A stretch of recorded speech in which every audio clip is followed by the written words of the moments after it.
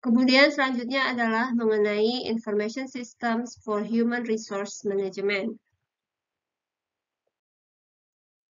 Rekrutmen melibatkan menemukan karyawan yang potensial, mengevaluasi karyawan, dan juga memutuskan mana yang akan dipekerjakan. Beberapa perusahaan dibanjiri pelamar yang layak, kemudian perusahaan lain juga mengalami kesulitan menemukan orang yang tepat untuk bekerja di perusahaan mereka. Teknologi informasi dapat membantu dalam dua kasus tersebut.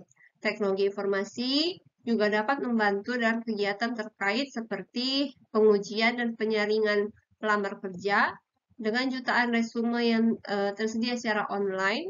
Tidak mengherankan bahwa perusahaan berusaha untuk menemukan kandidat yang sesuai di web, biasanya dengan bantuan mesin pencari khusus.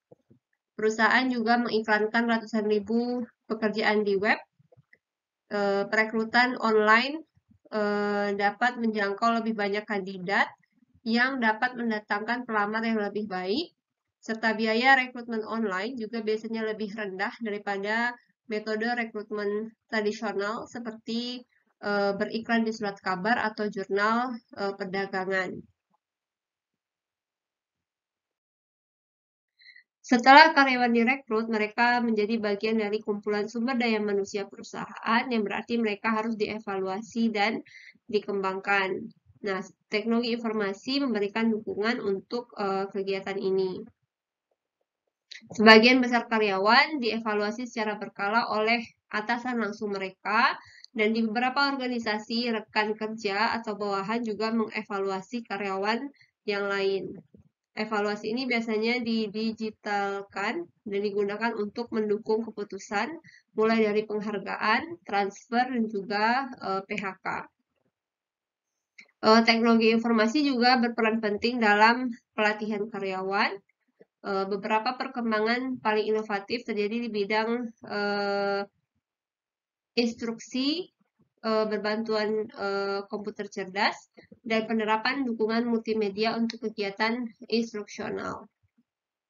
Misalnya perusahaan yang melakukan banyak pelatihan korporat melalui intranet ataupun di web.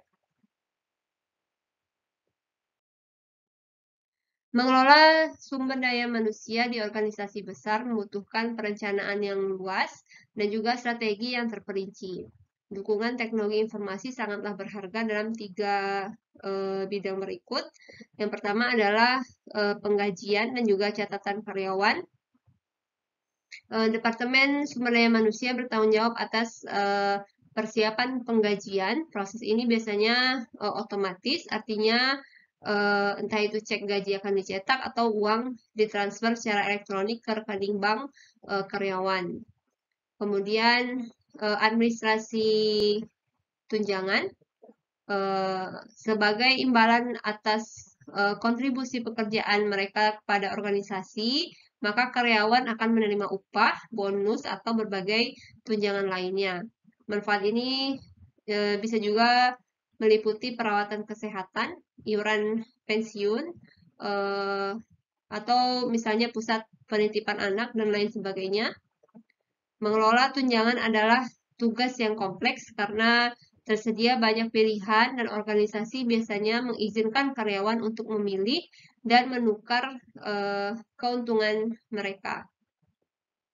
Di banyak organisasi, karyawan dapat mengakses portal perusahaan untuk mendaftarkan sendiri untuk mengambil manfaat tertentu. Kemudian, manajemen hubungan karyawan. Dalam upaya untuk mengelola karyawan dengan lebih baik, perusahaan biasanya mengembangkan aplikasi manajemen hubungan karyawan atau ERM, Employee Relationship Management, misalnya dengan ada call center bagi karyawan untuk mendiskusikan berbagai permasalahan.